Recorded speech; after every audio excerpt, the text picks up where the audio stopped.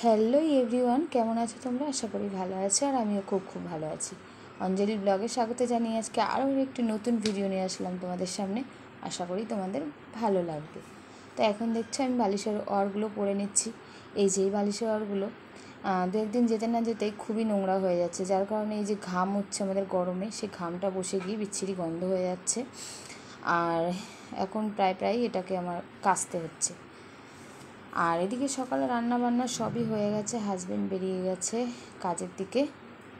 তো আমি ভাবলাম কি করব, যাই বিছানাটা তুলে নিই। আর বিছানাটাও আমার পরিষ্কার করে তোলা হয়ে গেছে। এখন বালিশের ওগুলো ভরে দিচ্ছি।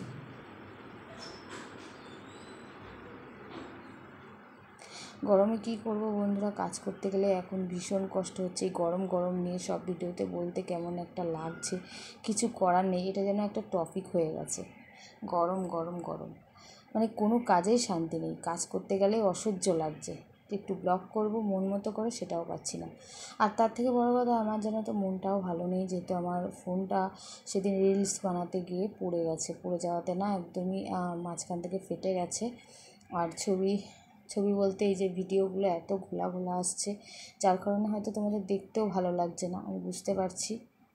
কিন্তু যতই তোমরা লাইক, কমেন্ট, সাবস্ক্রাইবার করো না কেন, তবুও তো তোমরা দেখছো আমার ভিডিও।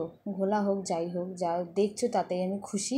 তো এইভাবে দেখো, তাতেই আমার অনেক খুশি। আমার সাবস্ক্রাইব, লাইক বা শেয়ার এগুলোর দরকার নেই।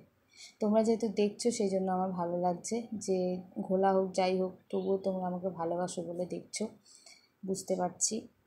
সেই জন্য ব্লগ না দিতে পারলে একদমই ভালো লাগে না। আর এই যে ঘরটা ঝাড় দিয়ে নিচ্ছি এখন। কথা বলতে বলতে আমার বালিশের ওরগুলো ভরা হয়ে গেল। আর ঘরটা যতদূর হাতে পাই, মানে আনাচে কানাচে, সেগুলো তো বড় ঝাড়ু দিয়ে ঝাড় দেওয়া যায় না, আর ঠিকভাবে নোংরাটা আসেও না। যার কারণে ছোটো একটা ঝাড়ু আছে, ওইটা দিয়ে আমি শোকেসের নিচ, তারপরে খাটের নিচে, যতদূর মানে যেসব জায়গায় আমার বড় ঝাড়ু যায় না, আমি সেইটা দিয়ে সব জায়গাগুলো পরিষ্কার করে ঝাড় দিয়ে নিয়েছি। এবার আমি বড় ঝাড়ু দিয়ে নোংরাগুলো ঝাড় দিয়ে ফেলছি। আর এদিকে দেখো কী রোদ, বাইরে দরজা খুলেছে একদম, ঘরের মধ্যে মনে হচ্ছে ঘর পুড়ে যাবে, এরকম একটা ব্যাপার, এত তাপ। আর ঘর ঝাড় দেওয়া হয়ে গেছে। আর এই যে আমার ছেলে ঘুমাচ্ছে। ভোর 4টের সময় উঠে দৌড়াতে গেছিলো, সেখান থেকে এসে ক্লান্ত, খাওয়া দাওয়া করেছে। তার আগে স্নান করে নিয়েছিল, তারপর খাওয়া দাওয়া করেছে, করে এবার একটু ঘুমাচ্ছে। আর আমি ঘরটা এবার মুছে নিচ্ছি। আর এই যে ঘর মোছা লাঠিটা ভেঙে গিয়ে আমার যে কী কষ্ট হয়েছে কী বলবো। ভাঙার পরেও দেখো কী সুন্দর মোছা যাচ্ছে ঘরটা। কিন্তু লাঠি দিয়ে মুছলে না আমার এখন আর অসুবিধা হয় না। আগে যেন তো বসে মুছতাম, আমার ভীষণ পায়ে ব্যথা করতো।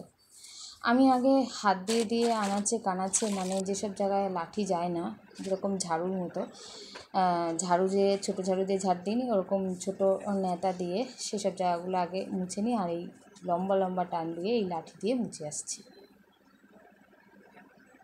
ঘর মোছা কমপ্লিট। এবার যাব স্নান করতে, যেহেতু আজকে যাব বাপের বাড়ি, এই জন্য একটু তাড়া আছে, তাড়াতাড়ি স্নান টান করে মার জন্য একটু খাবার নিয়ে বাড়ি যাব। তো চলো স্নান করে এসে কথা হবে। এই স্নান সেরে এই উঠলাম, একটু পরেই বেরোবো।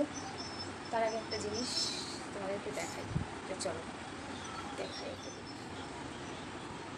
দেখো এই যে শাড়িটা দেখাচ্ছি, এটা কালকে আমাদের একজন পরিচিত, মানে আমার হাজব্যান্ডের পরিচিত একজন এই কাপড়টা এনে দিয়েছে। কত সুন্দর বাংলাদেশের শাড়ি। এটা বাংলাদেশের শাড়িগুলো ভীষণ ভালো হয়, কাপড়গুলো একদম মোটা হয়, কত সুন্দর। ভাবছি এটা পরে যাব। আর এই দেখো সাথেই যে ব্লাউজের পিস আছে, তো ব্লাউজ কাটালে হবে কিনা আমার গায়ে আমি বুঝতে পারছি না। আমার 34 সাইজ ব্লাউজ লাগে। এই দেখো, আর এইদিকে দেখো এই একটা লুঙ্গি দিয়েছে আমার হাজব্যান্ডকে, কত সুন্দর কাপড়টা ঘরে পরার জন্য। লুঙ্গি তো নিশ্চয়ই ঘরেই পরে লোক, গ্রামের দিকে বাইরেও সবাই পরে বেরোয়। আর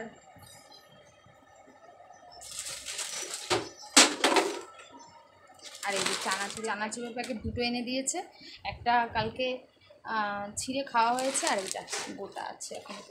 তাতে বাংলাদেশের লেখা। তো শাড়িটা আমার খুব পছন্দ হয়েছে, দেখো কত সুন্দর কাপড়টা, ছাপাটাও ভালো, পরলে ভালো লাগে, যে কোনো জিনিস পরলে ভালো লাগে।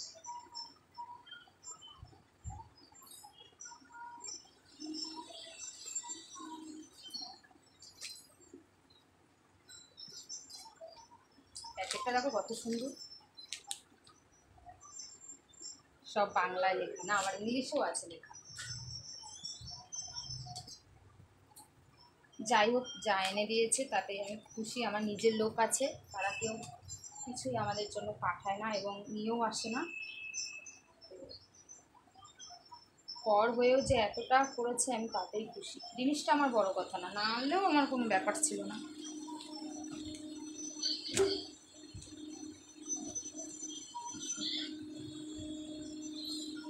আমি প্রথমে ভেবেছিলাম এটা জামার পিস, কিন্তু না, দেখো লুঙ্গি আছে, দেখে মনে হচ্ছে জামার পিস।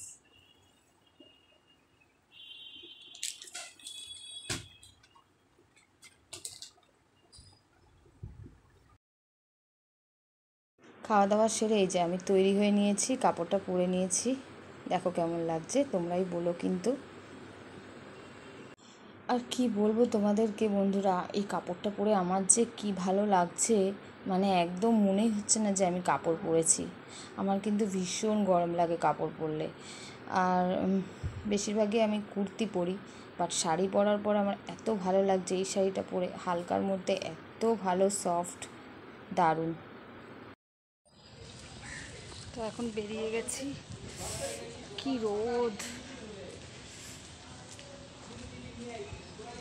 ব্যাগ নিয়ে নিয়েছি হাতে।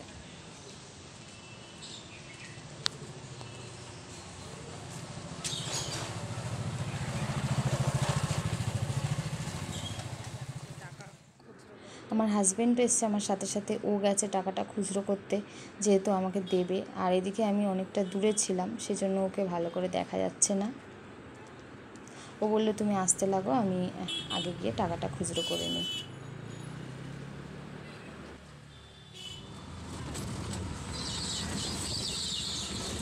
আর এসেই দেখি অটো পেয়ে গেলাম সাথে সাথে, আর অটোতে উঠে পড়েছি।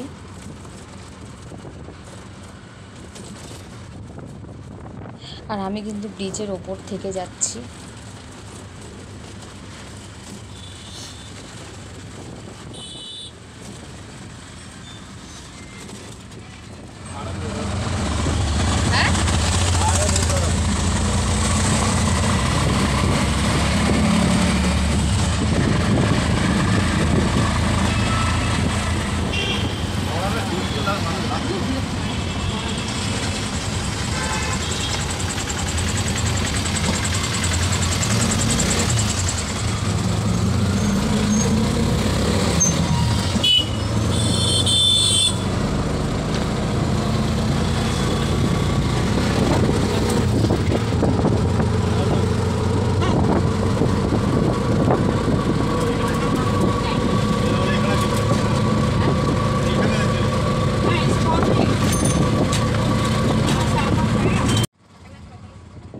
আগের অটো থেকে নেমে পরের অটোতে উঠে গেছি, যেহেতু আমার বাপের বাড়ি যেতে দুটো অটো পাল্টাতে হয়। এই আসলাম, এসে বসলাম পাখার নিচে। বাবা বাইরে প্রচণ্ড গরম, তারপরে ছাতা আনিনি, অবস্থা খারাপ। তো চলো একটু জল টল খেয়ে নিই, তারপরে কথা হবে। আগে একটু রেস্ট করে নিই। তো একটু বাইরে আসলাম, মার সাথে একটু কথা বলছিলাম ঘরে বসে। আর এই যে দেখো চান করছে, এখন কটা বাজে, এত নোংরা। এখন স্নান করে, সারাদিনে স্নান করেনি, এখন স্নান করছে, দেখো কি অবস্থা। হ্যাঁ ছেড়ে দেবো, এটা ভাইরাল হয়ে যাবি।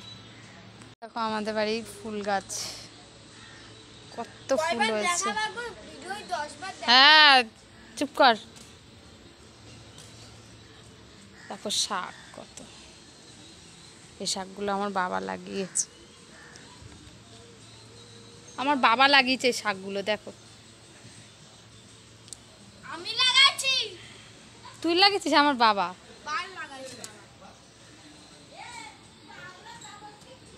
যে আমার বাবা লাগিয়েছে শাকগুলো। এগুলো কি শাক এগুলো? যেই লাগিয়েছে তো কেউ না কেউ। আমার বাবা লাগাইছে, অন্যের খেতে বলে আমার বাবা লাগাইছে। কি অবস্থা, মানে ওর কথা শুনবেন। বাড়ি হলে বলবে এটা আমার বাড়ি, দেখো দেখো। আর এখন মাকে একটু বেদানা কেটে দেবো। ভাত নিয়ে এসেছিলাম, মাকে বললাম খেতে, মা বললো যে খাবো না, পরে খাবো। আমি একটু আগেই খাওয়া দাওয়া করেছি। হ্যাঁ কি বাজে কথা বলবি না কিন্তু, বল। কত ন্যাকা মোর। তো বেদানাটা কাটবো, রস করে খাওয়াবো এখন, আর ভাত একটু বাদে খাওয়াবো।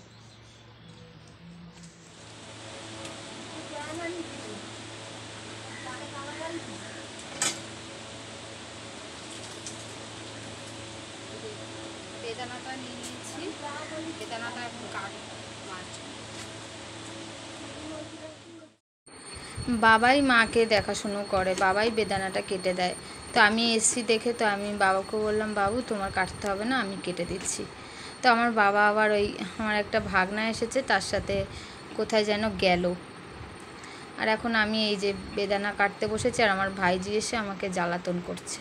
ও কোনো কাজ নিজেও করবে না, আমাকে করতেও দেবে না। আর এই বাড়ি আসলে আমি কোনো জিনিস জানো তো খুঁজেই পাই না, যেহেতু 15 বছর চলে গেছি। আর এখানে আসি 2-1 দিনের জন্য, তো সব সময় তো আর থাকা হয় না যে খুঁজে পাবো। মার কাছে বলছি বটি কোথায়, থালা কোথায়, মা আমাকে বলে বলে দিচ্ছে। এই যে বেদানার রস করা হয়ে গেছে, এখন মাকে দিয়ে দেবো খেতে। তো মা বলছে ক্যামেরার সামনে আসবে না, তার জন্য আমি মাকে দেখাতে পারছি না। এ নাও খেয়ে নাও। তাও এই যে একটুখানি দেখালাম, খাচ্ছে তাই। মার শরীরটা ভালো নেই তো, অসুস্থ। এই যে আমার মা, খেয়ে নাও, সবটা খেয়ে নাও। এই পাখাটা কিনেছো? দেখিনি তো, আমি এসে খেয়াল করেই নি যে এই পাখাটা নতুন। ভালো হয়েছে। কত পড়েছে এটা?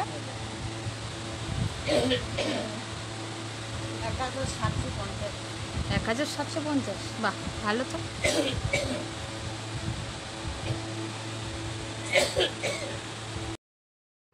মা নিজের শরীর নিয়ে পাচ্ছে না, তবুও আমার জন্য ভাত বেড়ে নিয়ে আসছে যে তুই খা, তুই তো এসে খাওয়া দাওয়া করিস না, আজকে আমার মাথার দিব্যি ভাত খেয়ে যাবি। তো দুপুরের মাছের ঝোল ছিল, সেই দিয়ে আমার মা আমাকে ভাত দিল। অনেক দিন পর মায়ের বাড়া ভাত আমি খেলাম। হ্যাঁ, তো মার শরীরটা ভালো না বলে মা তো কোনো কাজকর্ম করতে পারে না, এখানেই শুয়ে থাকে আর এই ঘরের ভেতর থেকেই হাঁটাচলা করে। তো এই খাওয়া দাওয়া করে একটু বাদেই বেরোবো। তো বাড়ি যেতে চাইছে না মন, মাকে ফেলে, তবুও যেতে হবে।